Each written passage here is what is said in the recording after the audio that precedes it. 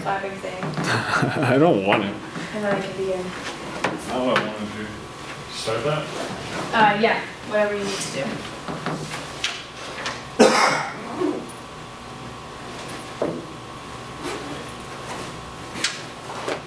When you touch technology, Ready to go? Yeah. Boom. Done. Are you recording, right? Yeah. Okay. So what I passed out to you guys is just like a quick little synopsis of what I'm going to be talking about here today. And the idea behind this was just for you guys to keep by your computer when you go to write a paper or something like that. So a lot of stuff like might not make sense at a first glance, but I promise we're going to talk about all of it, so by the end it'll make sense. And then also up here, I just kind of have a little bit of a key written down. As you can see, this is just the super jargony stuff, and I promise that's not what we're going to focus on. It's going to be very conversational level, but at times I do refer to things like independent clauses or coordinating conjunctions. So I just wanted to put them up here so you guys are familiar with what they are, because they really just sound more complicated than they actually are. Push! Hi, will you sign in for me? Yep. And also take a grammar guide.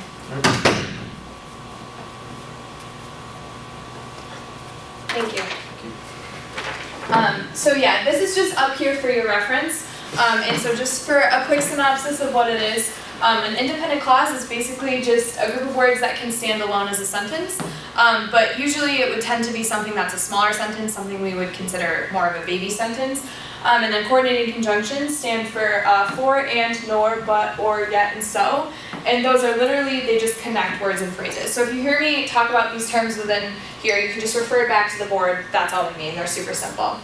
So we're going to start out talking about the writing process, like the literal act of sitting down and writing, because I know that sometimes when you haven't written an essay for a while or just written anything in a while, just getting going can sometimes be the hardest part.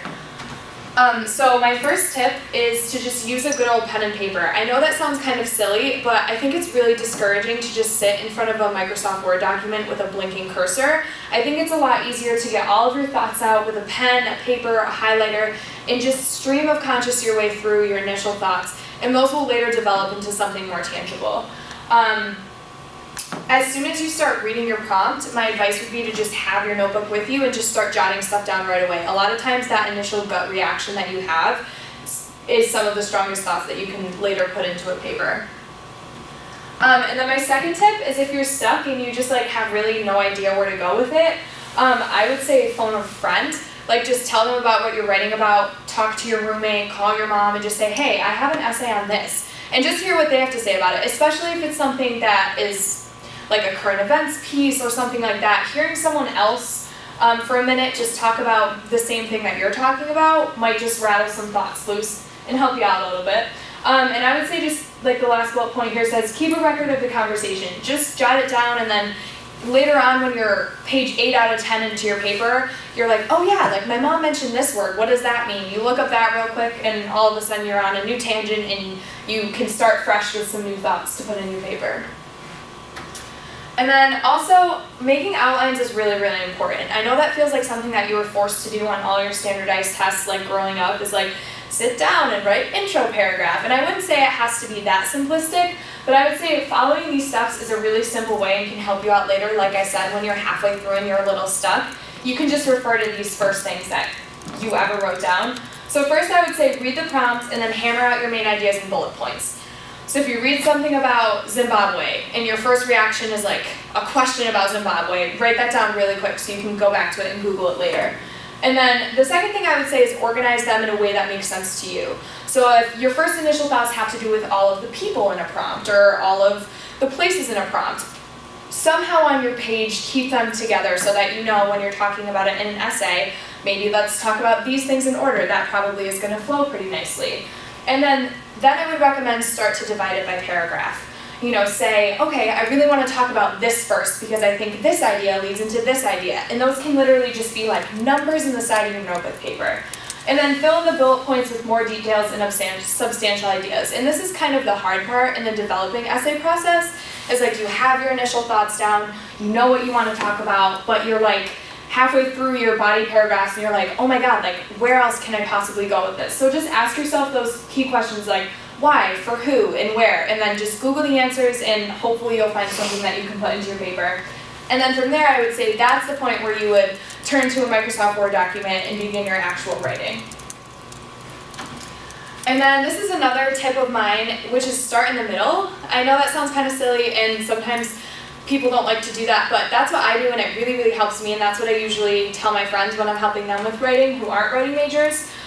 Just because, like I said, those initial thoughts, that plot is usually the strongest, and at times you don't know where your paper wants to go yet. You don't necessarily know your main idea.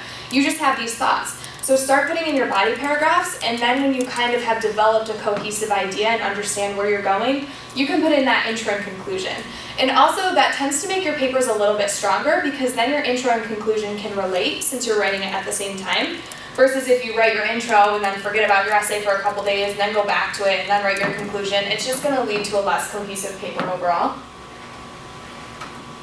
And then this is my number one tip when it comes to writing essays, is just to read your work out loud. Like whether it's to yourself or to a friend, you're just going to catch so many simple little slip-ups that happen to the best of us, and as soon as you read it out loud, you're going to hear it. And you're also going to catch things that I'm going to talk about later, like run-on sentences, catch if your punctuation's wrong. If you really just read through it, 99% of the time you're going to catch what professors are going to mark you off on anyway. So the next thing we're going to talk about is commonly confused and misspelled words. So this is obviously kind of a very small sample size of words that people confuse when they're writing. But this is something that I've taken from editing my friends' essays for years. These are the questions that people are constantly like, oh, Hal, I can never remember the difference between this and this. So this is kind of a compilation of just personally the things that I've found are the most easily confused. So starting with affect and effect. So affect is a verb and effect is a noun. And as you can see in these example sentences, even though it has been 6 months, her actions still affect me, versus the effects of her actions still keep me up at night. So a way that I would try and remember this is by substituting it in with other verbs and nouns and seeing if it sounds okay. Because it's going to stick out really easily if you were to put a verb here where a noun should be. It's going to stick out in your sentence like a sore thumb, and you're going to probably realize that you're using the wrong form. So as long as you keep your grammar guide by and just remember, like, okay, affect is a verb. Like, let me put another verb in the sentence and see if it works. It's foolproof. So this is just like a little cartoon about it. Just kind of talking about the difference between affect and effect. And again, just if you're unsure, try substituting a different verb. And then past and past. So past notes time. So past, present, future. And then past is the action. So for example, in the past I have eaten peas with dinner, or I passed my grandmother the peas at dinner. And a way to kind of remember this difference between action and time is most action verbs in past tense end in ed. Like, I kicked my grandmother the peas at dinner. So that's another way, is if you can just remember that it's an action, it's a verb, then if you substitute in another ed verb right there, you're going to be able to tell really quickly whether you're using the right form or not. And then the next one is its and its. I still sometimes have to back up when I'm writing and be like, okay, what am I doing here? It's just really important to remember that it's with an apostrophe is a contraction, just like any other contraction, just like can't or don't. It just always is. And then it indicates possession. So it's impossible for a penguin to fly versus its inability to fly makes the penguin a notable bird. So when in doubt, try substituting it is into the sentence for clarity. So for example, in here, if you tried to say it is an inability to fly, you would realize really instantly, like, okay, that doesn't work. And this is 100% of the time. So every time you see an apostrophe in it stands for a contraction for it is or it has. So there's no exceptions to that one. I think it's kind of easier to remember that way if you think of it in terms of other contractions and substitute it into your sentence. And then this is another, this cartoon's supposed to be funny. I love it. Thank you. So this says, it is not fair that Randy gets to ride a Wolverine to school, but I have to ride this stupid manatee. And then that's obviously it is. And then over here it says, the Wolverine knows only death, pain, and slaughter. Also, its thick black fur is good for exfoliating the thighs during a long ride. So obviously if you were to put in it is in here, it wouldn't make any sense at all, and this sentence would just be garbage. Thanks, guys. Also, accept and accept. So except is most commonly used as a preposition or a conjunction meant to convey the meaning of exclusion, and accept is most commonly used as a verb, which means to consent to receive something. So accepting a gift versus saying like anyone can come to this party except that guy. Just like the examples right here. So again, if you can just remember that accept is a verb, just sub in other verbs and it'll stick out really quickly if it's wrong. And then a lot, there's always a space in a lot. It's just 2 words, always. So this is the way that I've always remembered it throughout years, is that there's a lot of space in outer space. It sounds really simple, but I don't know, it just kind of helps. And another way to think about it is if you're thinking of lot as like a sum of something, you would never say like a little, a bunch, a cantaloupe, a pork chop, like as one word, so don't do it with a lot. Yeah. And then definitely, this one, again, I think you could catch this predominantly just by reading out loud, the difference between definitely and defiantly. I don't really think this is something that derives from a meaning confusion as much as just a typing too quickly spelling confusion. But if you do just get kind of like lost in the sauce of the word when you're typing it, just go back to the root word and remember that definitely comes from definite, which means to be sure about something, and then defiantly comes from defiant, which means obviously resisting something. Again, that I think something is that you would catch predominantly from reading it out loud, but in case you do confuse it, I would say just go back to the root word and talk yourself through it, and you should be able to work it out pretty easily. And then complement and complement. This one is super tricky. Like it takes people such a long time to get a hang of. And a compliment with an I is a kind remark from one person to another versus a compliment with an E is something that adds to something. And the way that I always remember this is that oftentimes if you're going to compliment someone, you're going to use the word I. Like for example, I like your sweater, or I really like the way you sing, I think it sounds nice. You tend to use I, so when you're saying a kind remark, it has an I in it. I think that's helpful personally. Again, this sounds kind of tricky, but if you just remember that independent clauses are 2 things that can stand on their own as sentences, but probably sound best when they're accompanied by something else. So for example, despite all the debt, a college degree is still worth it for students. A recent survey revealed that college graduates earn 60% more than those without a diploma. So if you're supplementing your information with a statistic or a fact or something like that, that's really concrete and stands on its own, but again, could be better used together. Just put a colon there and it links them together like that.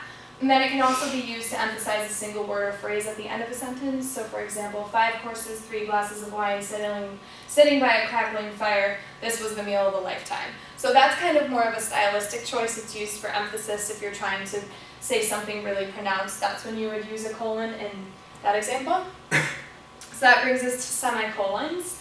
And this is used between independent clauses without a coordinating conjunction. And again, those are for, and, nor, but, or, yet, and so. So the upperclassmen are allowed to go to Keg Clash. The underclassmen are not permitted to attend. That kind of speaks for itself again, just if you have 2 sentences and you want to link them together.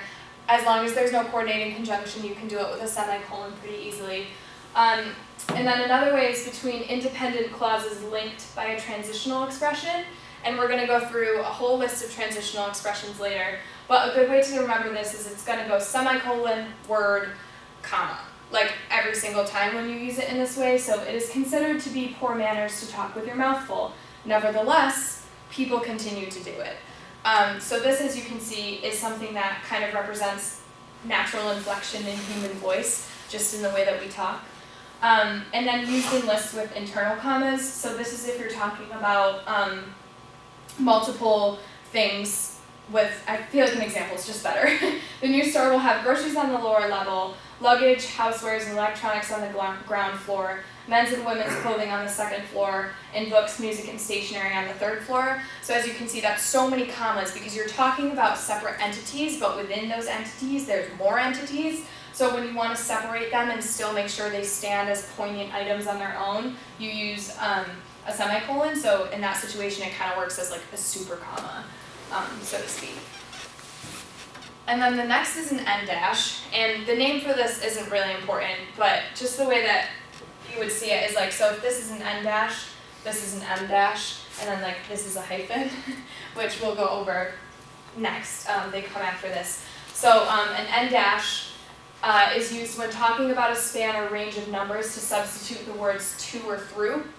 So if you have to say the 2014 to 2015 season was the best yet, and you don't want to use the word to, you would use an end dash. Or it is never used to substitute for from or between. And it is also used when noting scores. So if you're talking about how a basketball game was 85 to 86, you would use an end dash. And it's used to represent conflict, connection, or direction. So if you're talking about the United States-Mexico border, if you're talking about a north-south highway, that would be the proper way to connote that, just with the simple end dash. And then an M dash can take the place of commas, parentheses, or colons. And these are predominantly used stylistically. Just because they're never essential, you could use pretty much any other punctuation. So I would say if the dashes confuse you, just know to never use the long one, because you don't need to. You don't need to worry about it. There's almost never a situation where it's needed, absolutely, because it's not, there's no strict grammar requirements for it, if that makes sense. So as you can see, this is what it would look like in the place of a comma. When the pizza finally came, over 2 hours later, it was soggy and cold. You could put commas there, it would make just as much sense. In the place of parentheses, after counting all the beads, all 600 of them, I realized we would have enough to make a dozen necklaces. And in the place of colons, after only 4 hours of deliberation, the jurors reached a verdict guilty. So again, these are more like if you're trying to place emphasis on it, like if you're writing a paper about pizza delivery times, then maybe you would want to use an M dash just because you want to stand out like, holy shit, it was over 2 hours later versus just your average comma type of thing. And then this is really general and really simplified, but this is a question that I get all the time, and it's where does the punctuation go when you're using quotation marks, and where does it go when you're using parentheses? And for the most part, again, there's exceptions to this, so if you're unsure, I would say Google it. But for the most part, in your average sentence that you have, for quotation marks, punctuation goes on the inside and parentheses. So as you can see, this is how you would do it for parentheses. And for quotation marks, it would look like this and like this. So it's never correct to do, when you have a sentence like that, to do a quotation mark and then have your comma, or a quotation mark and then have your period. It's always on the inside like that. Again, like I said, if that gets confusing, you can always double check, because there are exceptions to rules. Like for example, when you use semicolons, things get all screwy. So I would say a quick Google search can always usually solve your problems, but this is a good general rule. When you're like using the quote, would you still, what if you want to write more on it? Do you put that period there? Like here? Yeah, like what if you want to elaborate in your own words about that? Okay, so if you're using the quote in its entirety, then you can put a comma here and then elaborate with your own words. Okay. But if you're not using the quote in its entirety, so say this quote ends with different words, you would use 3 dots and then close your quotation marks and then begin with your own words again. So it'll always be on the inside, but the way that you do it is a little differently based on how the quote is ending, how it's not ending, how you're interspersing your thoughts. So like as you can see here, this is an interspersement of thought, it's just not at the end. And so you stop it with a comma and then another comma and start it again. So it'd be similar, but always on the inside. Did that answer your question? Okay. And then this is common sentence structure mistakes. This is Grammar Kitten. I love Grammar Kitten. Thank you, Delaney. So this is a question that I get all the time, and it's, so can I start a sentence with because or not? Because when we were little, obviously, people drilled into our head, like, you can't start a sentence with because, you can't start a sentence with and, you can't start a sentence with but. And that's just not true. It's obviously not good grammar to say because I said so, or because the stock market crashed. Like, that's not a sentence at all. So a good rule of thumb is if you're starting a sentence with because, there will almost certainly be a comma before the end of the sentence. So as you can see here, because of the ridiculous prices of Starbucks coffee, I've decided to brew my own every day. So if you were to just put a period here and say this part of the sentence came first, if you were saying, I decided to brew my own coffee, period, because of the ridiculous prices of Starbucks coffee, period, that's a terrible sentence. It's not good grammar. It sucks. But by putting the two of them together, you can start it with because and put a comma in the middle, and the same thing goes for and or but in general. So comma splices is when you use a comma to join two or more independent clauses into a single sentence. An independent clause is a part of a sentence that can stand alone as its own sentence. So it's really bad grammar to say, I had a chocolate chip cookie tonight, it made me feel sick, with a comma between the two. That's just not good. It's not proper grammar. It's a comma splice. And it can be easily fixed with a semicolon.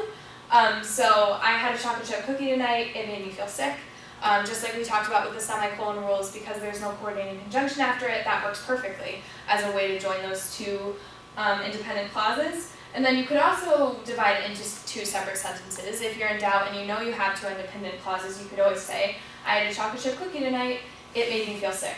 I personally think that's the weakest one of your options because you now have a sentence there with 5 words, so that's not probably your best option. I think also inserting a coordinating conjunction after the comma. So I had a chocolate chip cookie tonight, but it made me feel sick.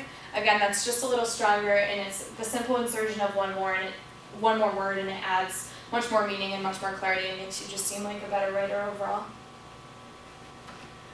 So subject-verb agreement, this is something that sounds really, really scary, and it's not. It's just making sure that the number in your subject matches the number in your verb. So your subject and your verb must agree in number. If the subject is singular, the verb should be singular. If the subject is plural, the verb should be plural. That sounds really babyish, but it does get a little dicey when it comes to to-be verbs. So for example, some of the debt has been paid off versus some of the debts are still outstanding. Or the girl has talked to me versus the girls have talked to me. And this, I think, can mostly be solved again by just reading out loud. Because if you say, the girl have talked to me, and you read that out loud after you've written your paper, that's going to stand out to your ear as being wrong. Or if you read it to someone else, they're going to say, you know what, that doesn't quite sound right. So if you get a little messed up with your to-be verbs, that will usually help is just by reading it out loud and seeing how it works for you. And then in terms of essay structure, so transition sentences are really helpful for the flow of your piece. So you should have a transition sentence in the first and the last sentence of every paragraph. And writing essay outlines like we talked about before can help guide you because you know what you're going to say. So you can choose from your list, and at the bottom of your paper you have a list of transition words. So you can choose from one of